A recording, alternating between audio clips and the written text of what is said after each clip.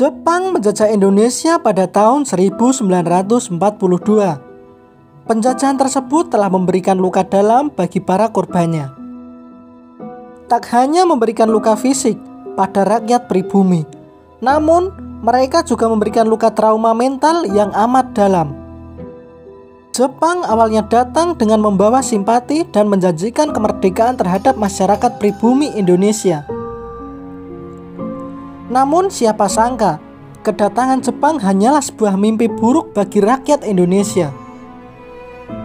Mereka menunjukkan kekejaman dan kesadisan yang mereka lakukan kepada rakyat Indonesia. Berikut ini bukti-bukti kekejaman yang dilakukan Jepang terhadap rakyat pribumi di Indonesia. Membuat rakyat Indonesia hidup secara tidak manusiawi. Para penjajah Jepang memiliki cara yang licik untuk mengelabui rakyat Indonesia. Mereka datang mengaku sebagai tamu saudara tua bangsa kita untuk mendapatkan simpati dari bangsa Indonesia. Tak hanya itu saja, janji kemerdekaan juga digemborkan di awal kedatangannya sehingga rakyat Indonesia mempercayainya. Namun ternyata, semua kebaikan itu hanya berlangsung dalam waktu singkat. Tak lama setelah Jepang menduduki Banten, makanan, obat-obatan, pakaian, dan berbagai barang kebutuhan lainnya menghilang dari pasar. Mereka terpaksa makan seadanya dan mengenakan karung goni sebagai alat penutup tubuh. Belum lagi jika sakit, tak ada obat yang bisa diakses, sehingga rakyat menggunakan tumbuh-tumbuhan sebagai obatnya. Kerja Romusa. Bukti kekejaman Jepang yang paling terkenal adalah Romusa. Mereka memaksa rakyat, terutama para petani, untuk mengerjakan berbagai hal, mulai dari terjun ke medan perang, membangun berbagai benteng, penjara, dan lain sebagainya. Para pekerja Romusa direkrut dengan paksa. Setiap kepala daerah harus menyetorkan data laki-laki usia produktif. Setelah itu mereka akan dipanggil untuk menjadi Romusa.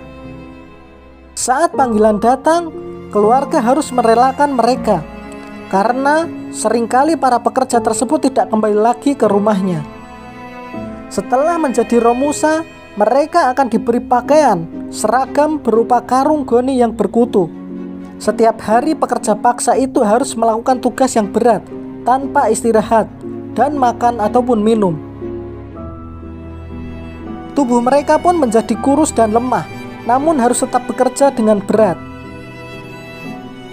Para tentara Jepang pun mengawasinya setiap waktu.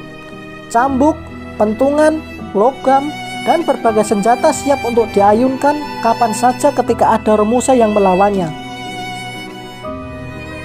Membangun penjara-penjara yang tidak manusiawi. Jepang juga terkenal dengan penjara-penjaranya yang tak manusiawi. Salah satu contohnya adalah penjara bawah tanah yang berada di Lewang Sewu, Semarang, Jawa Tengah. Bangunan tersebut awalnya dibuat oleh pemerintah Belanda untuk kantor kereta api.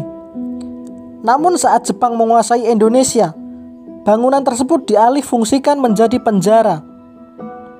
Terdapat dua macam penjara yang terkenal di Lawang Sewu itu, yakni penjara jongkok dan penjara berdiri. Penjara jongkok dibuat seperti bak dengan tinggi 50 cm, dan para tahanan pun harus jongkok di dalamnya. Seakan tak cukup kejam, bak tersebut diisi air mencapai leher, lalu ditutupnya dengan besi. Sementara penjara berdiri dibuat dengan ukuran 1 x 1 meter. Ruangan tersebut biasanya diisi oleh 8 orang. Para tahanan yang berasal dari pribumi maupun warga Belanda harus berdiri dan berdesak-desakan di dalamnya.